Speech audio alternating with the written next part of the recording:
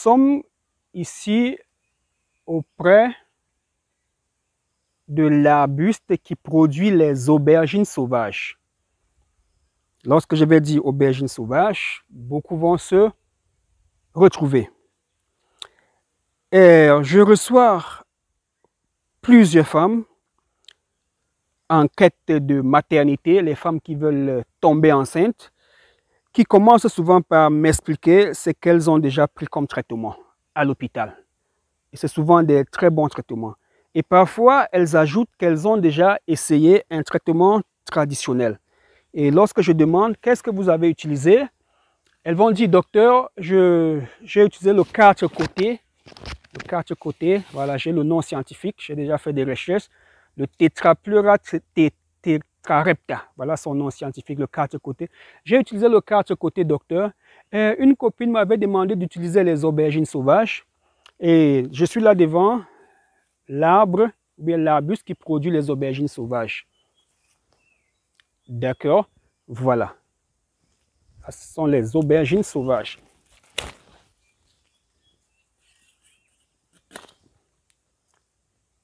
C'est ça les aubergines sauvages. Voilà. Est-il bien de se purger avec les aubergines sauvages, oui ou non? Oui, mais pas vraiment. Il est important, mesdames et messieurs, de savoir qu'on n'a pas vraiment besoin de se purger pour tomber enceinte. Purger ici veut dire remplir un liquide dans un appareil en plastique et envoyer le liquide par derrière, par le rectum. D'accord? Je parle toujours de manière simple pour que tout le monde puisse comprendre. Non, non, en se purgeant, on ne peut pas déboucher une trompe. En se purgeant, on ne peut pas faire sortir un fibrome. On peut faire sortir beaucoup de choses qui peuvent empêcher une grossesse de rester, empêcher l'utérus de fonctionner normalement. Pourquoi je le dis? Parce que l'utérus, pour y accéder, on doit passer par le vagin. La porte de sortie ou d'entrée de l'utérus, c'est le vagin. Donc, si vous voulez nettoyer votre utérus, la saleté doit ressortir par le vagin. D'accord? Les trompes sont un peu en amont, un peu plus haut, l'utérus au milieu. D'accord? Lorsque la saleté qui est à l'intérieur des trompes descend, ça va tomber d'abord dans l'utérus, le canal cervical et dans le vagin. D'accord? Si vous envoyez un liquide par derrière au niveau du tube digestif, ça va nettoyer là où les déchets, les sels, les caca restent. D'accord? Et parfois, c'est tellement surchargé que cet endroit prend du volume et fait pression sur les trompes. D'accord? Ça peut faire en sorte qu'une trompe se plie. Vous savez, un tuyau vide qui n'a pas de l'eau, si ça se plie, ça peut se boucher. Si un tuyau est comprimé, ça peut se boucher, mais pas boucher parce qu'il y a quelque chose à l'intérieur. D'accord? Lorsque vous purgez et que le derrière, le gros intestin se libère, alors les trompes peuvent être à l'aise et l'intérieur, la lumière peut être normale et les spermatozoïdes pourront passer. Donc, dans les cas d'hydrosalpince, par exemple, présent d'un liquide dans les trompes, vous allez vous purger, ce liquide ne pourra pas sortir par l'anus, par derrière. Ce liquide doit sortir par le vagin. Voilà pourquoi nous conseillons les femmes à utiliser les ovules traditionnels que nous leur proposons afin de décanter cette situation d'obstruction tubaire, des adhérences, c'est-à-dire des choses comme des toiles d'araignée à l'intérieur de la trompe, ou encore d'une saleté ou bien d'un truc qui bloque la trompe. Ça peut être quoi? Vous avez déjà eu à nettoyer un poisson. Lorsque vous trempez ce poisson dans de l'eau pour rincer, cette eau ne peut pas être propre. Rincez dans plusieurs seaux d'eau, vous verrez toujours des petits trucs qui nagent à l'intérieur de l'eau. C'est la même chose. Donc, lorsque vous faites par exemple un accouchement, après l'accouchement, il y a beaucoup de sang, beaucoup de déchets, parfois des déchets du placenta.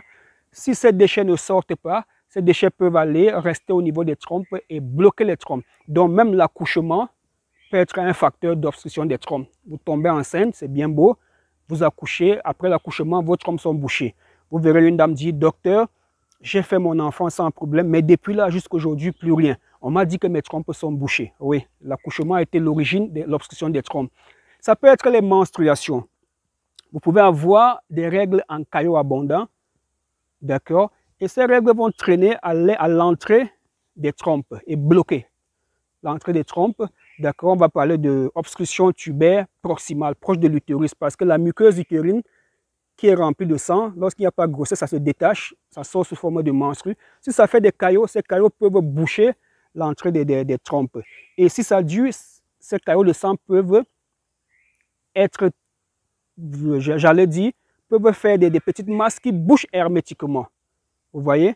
Donc, on a là une grossesse qui peut occasionner une obstruction des trompes. On a là une menstruation qui peut occasionner une obstruction des trompes. Ça peut être un avortement. Parce que lorsque des dames me disent, non docteur, j'avais fait cet avortement à l'hôpital. Non, faites-le à l'hôpital général ou au sous-quartier ici au village. Vous avez posé le même acte. Vous avez arraché de force. Voilà, si j'arrache ce fruit de force qui n'est pas encore mûr, là où j'arrache, j'ai détruit, j'ai pris un peu de cellules de la plante qui se retrouve ici. Donc, lorsqu'on fait une aspiration, on arrache de force, il y a toujours des risques de créer une lésion, d'avoir plutôt un utérus cicatriciel. Vous voyez? Et maintenant, lorsque vous faites un avortement, il y a beaucoup de sang qui coule. D'accord?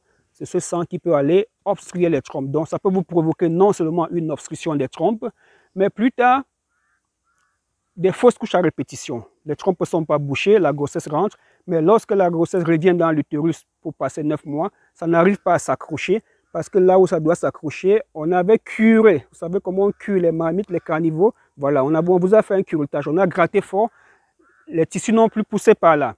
D'accord? Donc, on a les menstrues qui peuvent bloquer, être à l'origine des trompes bouchées, on a l'avortement, on a l'accouchement aussi, et enfin, on a les infections. Oui, les infections à répétition peuvent créer une salpingite, une inflammation des trompes, et plus tard, une obstruction, une obstruction des trompes.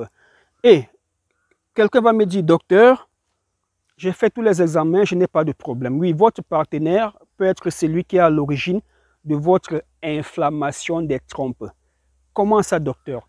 Oui, vous allez voir que lorsque les hommes font un spermogramme, qu'est-ce qu'ils donnent pour analyse? Le sperme. Le sperme, pas le sang, pas la salive, pas les urines, le sperme. Après analyse du sperme, le médecin, le biologiste, le laborantin fait une spermoculture. Il prend le sperme pour voir s'il y a les microbes dans le sperme. Et parfois, il découvre qu'il y a le staphylocoque à l'intérieur du sperme. Staphylocoque aureus, staphylocoque doré. Vous voyez, le médecin va écrire présence d'une souche de staphylocoque dans le sperme. Et madame, à quel moment est-ce que on dépose le plus le sperme dans votre corps, vous qui cherchez l'enfant? C'est pendant votre période de fécondité. Et lorsque vous êtes en période de fécondité, comment se comporte votre utérus?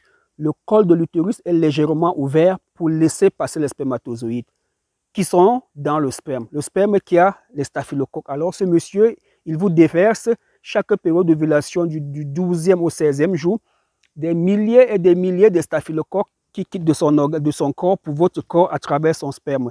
Et lorsqu'ils arrivent chez vous, les spermatozoïdes peuvent partir chercher le bébé. Les staphylocoques vont chercher à s'installer et à coloniser votre bas-ventre. Donc, il est important pour ceux qui sont en couple, ou encore celles qui sont en couple, de faire des examens mixtes, un bilan complet. Monsieur doit faire un spermogramme, même s'il a déjà 10 enfants. D'accord? Et madame doit faire un prélèvement cervico-vaginal, PCV, et d'autres examens comme le chlamydia et bien d'autres. Donc, il était important pour nous de faire ce coq à l'âne afin de toucher les points sensibles qui vous empêchent toujours jusqu'aujourd'hui de tomber enceinte. Plus le temps passe, vous vous soignez, les choses semblent être plus complexes. D'accord? Ce n'est pas parce qu'un monsieur a 10 enfants qu'automatiquement il est en parfaite santé. Santé gynécologie, bien sûr, qu'il a des spermes de qualité. Non, cela fera l'objet d'un autre entretien. Pour l'instant, on va passer à autre chose. Merci.